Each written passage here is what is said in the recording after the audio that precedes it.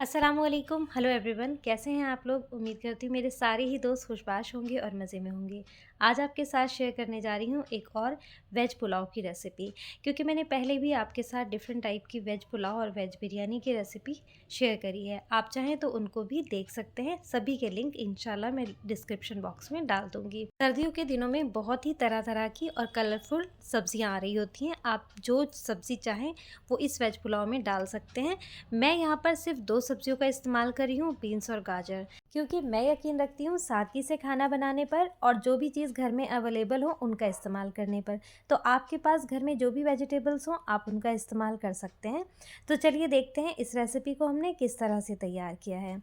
तो ये वेज पुलाव मैं कढ़ाई में बना रही हूँ। तो यहाँ पर मैंने ऑयल डाला है करीब क्वार्टर कप, और यहीं पर मैंने एक मीडियम साइज़ की प्याज को बारीक काट लिया है और इसको हमने फ्राई करने के लिए रख देना है। फ्राई इसको हल्का गोल्डन होने तक ही करना है, बहुत ज़्यादा आपने इसका कलर चेंज नहीं करना है। प्याज को फ्राई करने के लिए हमने फ्लेम को मीडियम ही रखा है, क्योंकि फुल फ्लेम पर प्याज जल्दी जल जाने का डर रहता है। तो बस यहाँ पर लगातार चलाते हुए हम प्याज को हल्का कलर आने तक पका लेंगे और इन्हें हम निकाल लेंगे।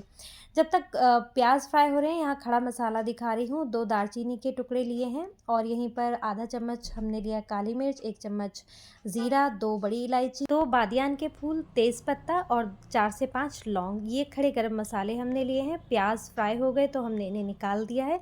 फ्लेम आपने लो कर देनी है, जिससे कि गरम मसाला ऑयल में जाते ही जले नहीं। इन मसालों को बिल्कुल हल्की आंच पर ही हमने भूनना है, जिससे कि इसकी अच्छी सी खुशबू आ जाए। अब यहाँ पर मैंने 1 चम्मच जिंजर गार्लिक पेस्ट डाला है और इसको भी हमने अच्छी तरह भून लिया। सारा काम यहाँ पर लो फ्लेम पर ही हो रहा है। और जैसे ही जिंजर गार्लिक पेस्ट भुना है, हमने इसमें 1 चम्मच सौंफ डाला है, नमक डाला है, टेस्ट के अकॉर्डिंग आप नमक डाल सकते हैं। मैंने 1 चम्मच डाला है। 2 चम्मच मैंने यहाँ पर कसूरी मेथी डाली है। अगर आपके पास फ्रेश मेथी हो आप वो भी डाल सकते हैं, लेकिन ध्यान रहे फ्रेश मेथी को आप जो है सब्जियों के साथ ही डालें। साथ ही मैंने यहाँ पर सब्जियाँ डाल दी हैं और इसको भी हम ज़्यादा नहीं, बस कुछ देर भूनेंगे और उसके बाद यहाँ पर हम पानी डाल देंगे, इतना कि इसमें थोड़ा सा सब्जियाँ हल्की सी सॉफ्ट हो जाएं। बहुत ज़्यादा आपने जो है सब्जियों को पकाना नहीं है, क्योंकि जब आप चावल उबालेंगे और उस टाइम भी सब्जियाँ गल जाएंगी तो बहुत ज़्यादा हलवा ना हो जाए। तो बस कुछ सेकंड भूनने के बाद हमने इसमें चावल डाल दिए हैं और चावल को हम इसमें अच्छे से मिक्स कर लेंगे और उसके बाद हम इसमें पानी डालेंगे। नमक भी आप पानी डालने के बाद चख लें, जिससे कि नमक अगर हल्का हो तो आप उसमें ऐड करके सही कर सकें। अब यहाँ पर हमने पानी इतना डालना है कि चावल अच्छी तरह से गल जाएं। चावल किस तरह से गलाए जाते हैं ये मैंने आपको बताया हुआ है, परफेक्ट चावल किस तरह बनाए जाते हैं। तो यहाँ पर नमक हल्का लगा था तो मैंने नमक डाल दिया।